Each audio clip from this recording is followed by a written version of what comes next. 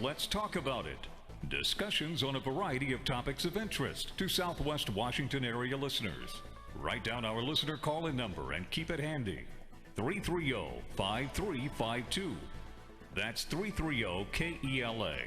You're invited to join in with your calls now at 330-KELA. Views expressed on this show are those of the host, guests, and callers, and are not necessarily those of the station, its management, or advertisers. Daily programs are recorded for playback, podcasts, and promotional purposes. And now, let's talk about it. Good morning. Welcome back to Let's Talk About It on AM1470 KELA or KELAAM.com if you're live streaming. Today is Open Line Friday, but I want to start off by discussing, well, maybe I'll do some community announcements, but then I want to discuss Seattle, King County, this busing plan. Many of you may have seen some posts, some articles, very interesting, and you can join the conversation by giving me a call, 360-330-5352. So I want to remind you that Twin Cities Rotary Turkey Bingo is on Saturday at Chehalis Eagles at 5 o'clock. Bruce Kimsey and I will be the MCs for the event, and that should be a ton of fun. Thursday, don't forget, we have Thorbeck's annual Turkey Trot, sponsored by the Law Office of Althauser, Ray, and Abbarno on Thanksgiving morning. That starts at 8:30, registration 7:45. It's at Thorbeck's in Chehalis, and all the proceeds benefit the Boys and Girls Club and Visiting Nurses Foundation. So far, weather looks really good for that event. It might actually even snow in and around the event, which would be a pretty cool turkey trot. You can, if you want to pre-register and make sure you get a shirt, you want a shirt. Shirts are great, especially because, you know, if you're starting a family tradition or continuing one, turkey trot shirts are the best. Register at any Thorbeck's today just to guarantee you have a shirt, but I'm sure there'll be shirts available at registration on the day of at 7:45. There's also going to be tons of raffles and gifts. Miss Lewis County is going to be there. We're going to have a massage therapist there. It's going to be a lot of fun. On the 30th, remember Dawn's Delectables. The Forgotten Children's Fund is going to be at Dawn's Delectables, an event where children can meet Santa Claus and you can support and connect with a wonderful organization like the Forgotten Children's Fund. The event is from 10 to 2. Hint, hint. A really cool radio-esque Santa Claus is going to be there from 12 to 2. So if you want to see them or see him and get your picture taken, that's going to be a lot of fun. Great event. Thanks to Kim Witham, who was in the show yesterday. We'll be posting that online and posting that on the website and Facebook. If you missed that interview, really, Forgotten Children's Fund does a lot of great things in our community. And so let's get on and talk about issues. Open Line Friday, 360-330-5352. Give me a call. I really want to hear from you. There's been a lot of talk online, social media, comments, complaints, and now you have the chance to actually discuss what you want on the air at 330-5352. I have been doing a lot of research that, to me, confirms my fears that the Seattle King County busing program is beneficial only to Seattle and King County and does not make any significant or meaningful reduction in actual homelessness. Furthermore, it's going to place an undue financial and emotional burden on a lot of rural and low-income regions. There were a number of studies done over the last couple years from Florida and the Key West program they have there, which actually had the first program that prohibited participants from coming back and using any of their services, to New York, which was the first program in 1987, and then programs like San Francisco, Portland, and others, Salt Lake City, Denver. The Guardian recently did a study and they did a lot of public records requests all over the country about these busing programs, which they now call Homeward Bound. Here is what I will say. Anyone who is saying that this is going to solve or make any significant dent in homelessness is not being honest with you. The stories and statistics are varied. They really are. And while there are some success stories, there are a lot of horror stories as well. This is not a clear-cut issue, but this is not an answer to homelessness. The one thing that is clear to me is that if you want to make a dent in poverty or homelessness, busing people from one area to the other is not the way to do it. Now, if you're telling me that Washington State, and you're not telling me this, but if Washington State wanted to put together a plan to work with counties and municipalities to address homelessness and poverty, right, and track the individuals, the families, make sure that they're getting the proper services with buy-in from a regional perspective, buy-in from municipalities, buy-in from counties. Then you might have an actual program that can do something. But what they're doing is treating it like a flood. They're just pushing water around. That's all they're doing. They're pushing it around, pushing the problem elsewhere. If you have no idea what I'm talking about, and I hope you do, here's really the gist of it. King County Council approved $100,000 in funding Wednesday for a program that would bus homeless outside of King County into other counties not adjacent to King County, which I find to be completely and utterly unacceptable, especially considering the mismanagement from King County and the city of Seattle in the past with their problems, right? They create these programs, people come, and now they don't know what to do with it because they're actually not solving the problem with their programs. They want to bust them out. Homeless and poverty is a complex issue with many causes that can't be addressed in a vacuum, which is what this program really does. The homeless in Seattle and King County can't, won't, and shouldn't be addressed by just busing people to ill-equipped and underfunded communities outside of the Puget Sound.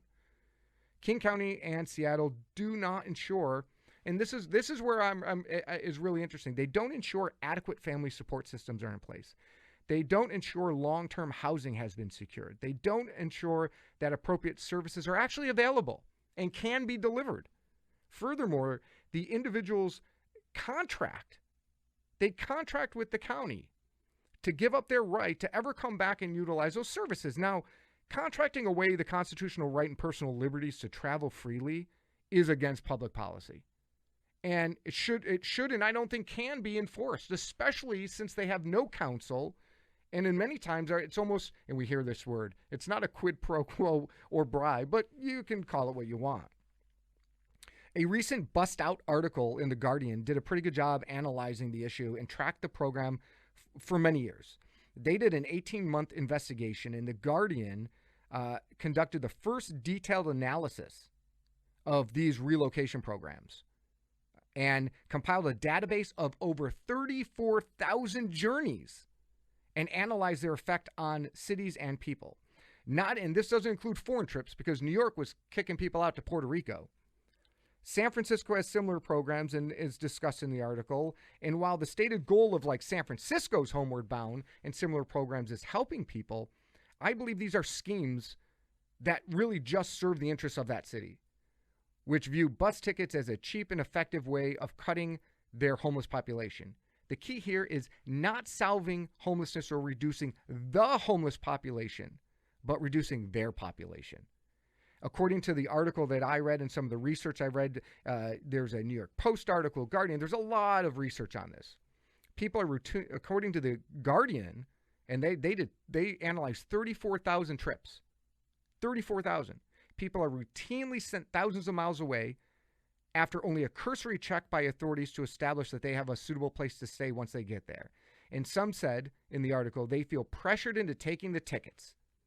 Jeff Weinberger, who is co-founder of the Florida Homeless Action Coalition, a nonprofit that operates in Florida where there's 4 of these types of busing programs, he says that the schemes are smoke and mirrors. It's his quote, smoke and mirrors ruse tantamount to shifting around deck chairs on the Titanic rather than reducing homelessness. He also goes on to say once they get out of their city, they really don't care what happens to you. In Key West, their program, like Seattle's, has this, we don't want you returning and utilizing the services. The Southernmost Homeless Assistance Program, SHAL, is another nonprofit that runs a shelter, and it requires recipients of bus tickets to sign a contract confirming the relocation will be permanent and acknowledging they will no longer be eligible for any of the benefits. Homeless people hear about these schemes and they run to this, thinking that this is going to be a great thing to do. And in many cases, a shelter does. They call and check on homeless travelers. But the article even said in their research, and it's just one article, there's probably many out there, in Salt Lake City, the shelter operator stated that they don't have the staff or time to check on relocated homeless. And if they did, their budget would be as much as if they just didn't have that program and kept and treated and took care of the homeless in their own city. The New York Post did a story just this year, 2019. All right? Just this year. In New York City's programs and critics say this quote-unquote stopgap solution, which you hear a lot, stopgap, has been fraught with problems and ultimately has failed to curb the city's homelessness. Not only are officials in towns where the city's homeless land up in arms, but hundreds of homeless families are returning back to New York City after having failed in the city that they were bused to. Right? So that's some of it. Now, I know that there might be success stories, and there could be. But Jacqueline Simone, policy analyst at the Coalition for the Homeless, quote, "We are initially seeing a lot of complaints about conditions. Now that the programs have been in operation long enough, the subsidies are expiring. One of their main concerns is that it might not be realistic for people to entirely be self-sufficient even after 1 year after the busing. So that means it would have to be like Centralia, Chehalis, Longview, Kelso. All of these communities would have to take on this burden. And we know that mental illness, drug addiction, and even just getting settled and getting a job, say you just got a retraining. In communities like ours, we don't really have those services. It takes time, and it takes staff to handle poverty and homelessness and all these issues. Portland found that 70% of their travelers were still housed after 3 months. And in Santa Monica, they have a program 60%. So that's kind of good news, right? 70% found housing, 60% found housing. Of course, those are only of the people that they were able to contact and had temporary housing. They didn't analyze whether or not they were clean or sober, had jobs, were not draining the benefits of other communities. The underlying assumption of relocation programs have been, like Homeward Bound and family reunification, is that returning to your hometown or relatives will lead to a process of rehabilitation. And that sounds great. But for some, homeless is driven by domestic conflicts and broken relationships back where they came from. And smaller, poorer communities that never had the services to treat what was going on in their life. You know, the one thing I will wrap up, and I'm going to take some calls, and I'll wrap up with this. To help reduce poverty, we need a better plan than one city, one county, unilaterally using state and county funds to merely push homeless out of their community and into other communities. And those communities are normally, the study I saw, 88% of these people bused go to communities that have a lower cost of living, which makes sense. But we have a lower cost of living than Seattle, so they could be bused here. Some of them, not all of them, some of them. Not to mention, even if you say, well, it's only going to be a few people, it won't be that many, the moral and ethical dilemma should stop you in your tracks and think whether this is even a good idea. So you're going to no doubt read articles that say it's a great idea, listen to debates on these issues, draw your own conclusions based on your research and your experience because it's complex. And anyone who says this is the answer is wrong. It might be part of the answer. I don't know. But I'll tell you, I'm not supportive of it. And, yeah, you know, as an elected official in Centralia, I want to protect our community. And this is one of those programs out of King County in Seattle that I can't get behind. What are your thoughts? 360-330-5352. Good morning. Welcome to the show. Good morning, Peter. Good morning. I want to report a scam going on. Okay. I wasn't going to call in, and then yesterday got a phone call from the same people asking for somebody else's name. But anyway, they claim they are from Publishing Clearinghouse. The name is Jack Schaefer. Mm-hmm. And then the other fellow is Dave Bernstein. He's supposed to be an attorney. Mm-hmm. And anyway, when they get to the very end, this Bernstein, he wants a fee. He wants something to deal with, because at the time they said you won this big amount, you won a choice of car, and then so much a week. Well, did you report it to the authorities? Not yet. That's who you got to report it to, for sure. Yeah. Okay. Yeah. Because then the letter they send you is they'll send it to your email, but you can see the print is different than when they put your name on there. Yeah. They're down there on the bottom. Their website is completely different. Yeah. I mean, there's a lot of scams out there, especially, holiday season. This is when they do it. Yes. And I just wanted people to be aware if they get a call from those two people. Yeah. Just Schaefer and Bernstein. So If you- anyway, I'll take that down to the sheriff's office. Is that where I would take it? You know, the sheriffs or local police department, most certainly. I mean, obviously, announcing on this show is a great thing. I know people call in about scams, and especially we were talking a little bit about some of these robocalls. But most certainly, I think people just need to be aware. But yeah, give it to the authorities. Federal Trade Commission, a lot of these organizations who track scams. So.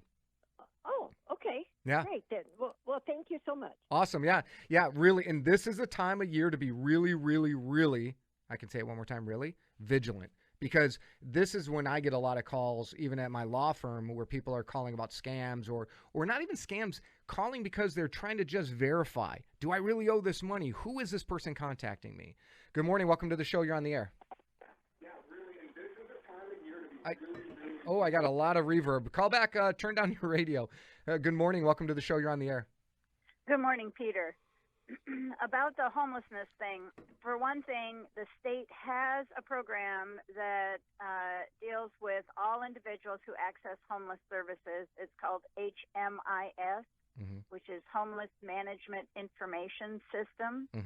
So they can track individuals as they access services designed to serve those who are homeless statewide. So Yeah, they do know that who does they are, that and they does know not where they're going. that does And not they work. also- Wait, I just want to say that I know that system. That does not do what it needs to do. Oh, I agree with Yeah, you. and the other thing is, but they could if they they could. wanted to. oh, I'm with you. Yeah, they do not utilize that system the way it needs to actually get people to the services that are identified when they meet with, like, if I meet with a housing coordinator. Those people are not necessarily, and I know local people will probably complain and say they do, but it doesn't necessarily connect them then to mental illness or vocational training the way it That's needs true. to. Yeah. That's very true. So yeah, go on. Sorry to interrupt. That's okay. But also, the state, through that system, knows exactly what services are available in what community. And so if they're sending people to a different community, they know what kind of services are there. And so they know that they're sending folks to a community that doesn't have the kind of services Seattle does. And to be frank, almost no community in Washington has the kind of services Seattle does. And the individuals who live in Seattle may not have a good realization of exactly how that is.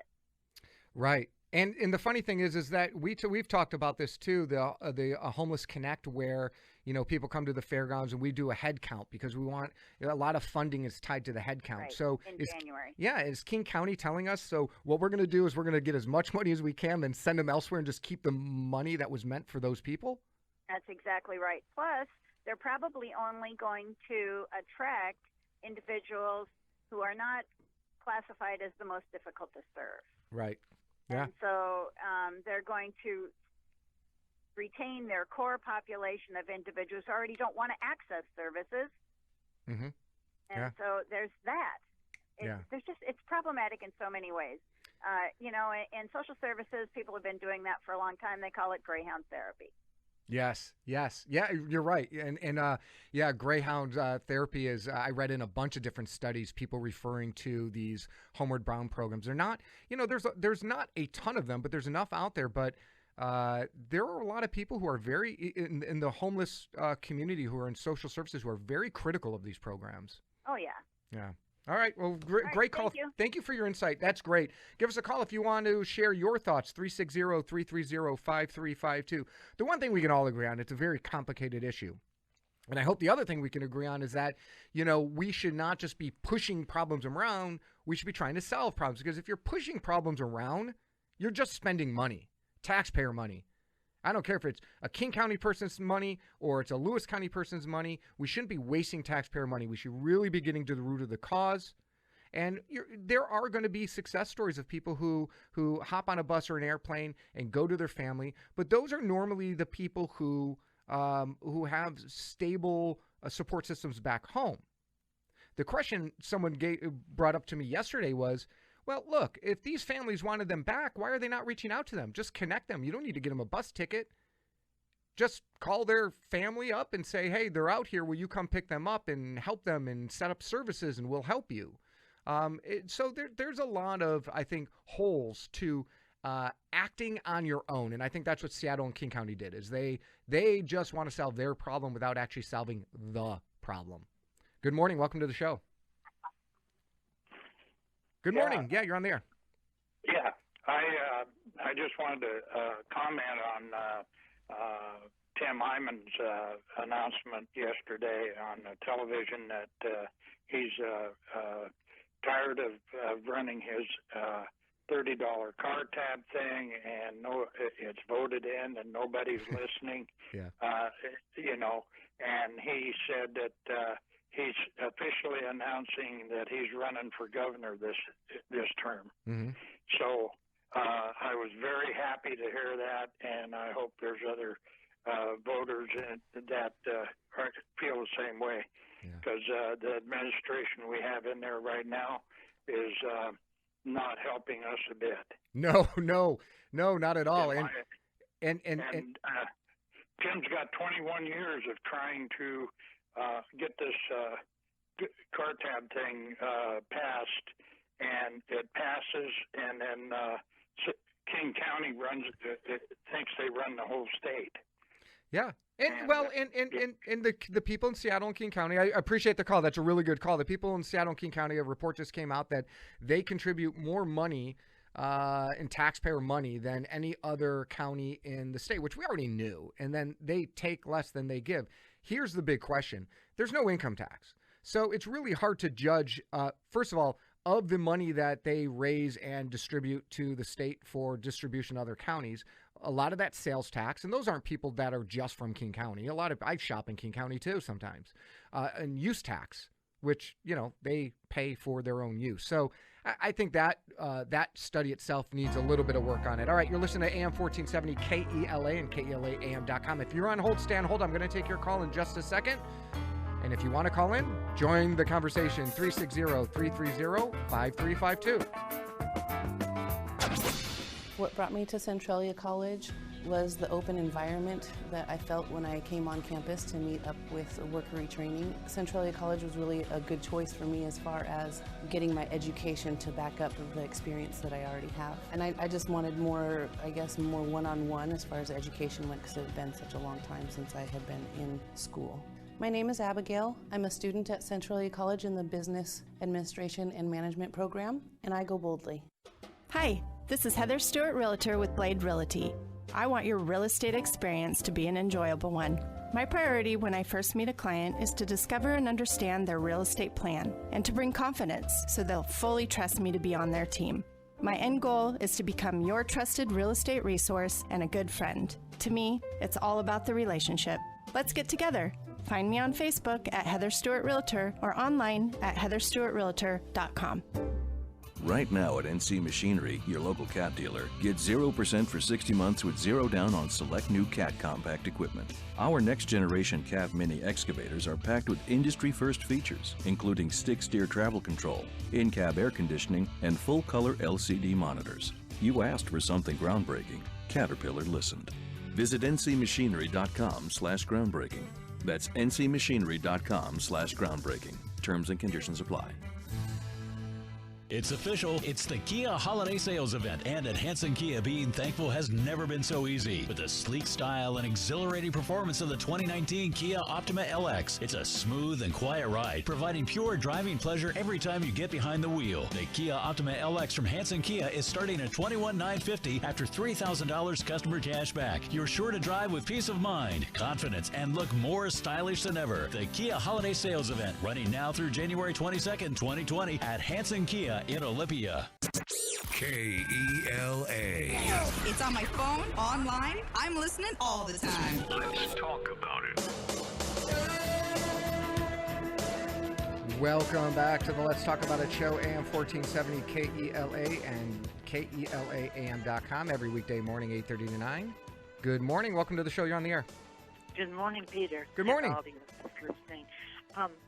I met a homeless person last year and had occasion in the restaurant. He was getting free food in to talk with him, because I've not had a lot of experience with the homeless. I have had experience with the people with mental problems. And he bragged, he's about 35 years old, very strong, very healthy looking.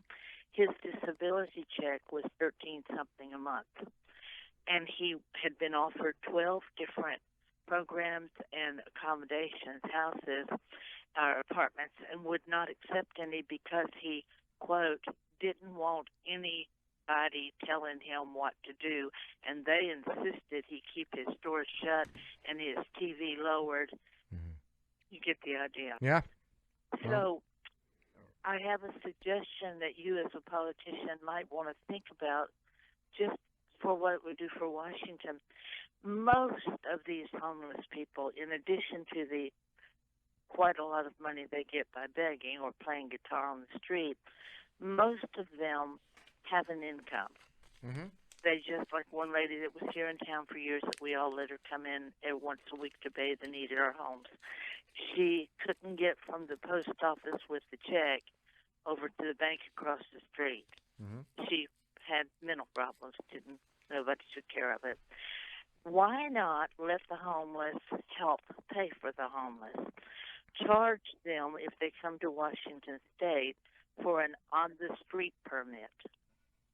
Yeah, you could. I mean, that's a good idea. I mean, think let's. about it. All right, we will. Yeah, I mean, think about it. I mean, that's an interesting call. You know what that call does, though? It reminds all of us that there are so many different types of homeless individuals. There's going to be, this morning I was at the severe weather shelter. The reason why I'm dressed the way I am, I'm not Elmer Fudd. I'm wearing a baseball hat and button down. But I'm not wearing a suit. Was because I worked the 4 a.m. shift, and even there's all sorts of different homeless. And there's all sorts of people who are in poverty, and there are different reasons for it, which is one of the reasons why I think I pushed when the governor was here, is that we need more localized control.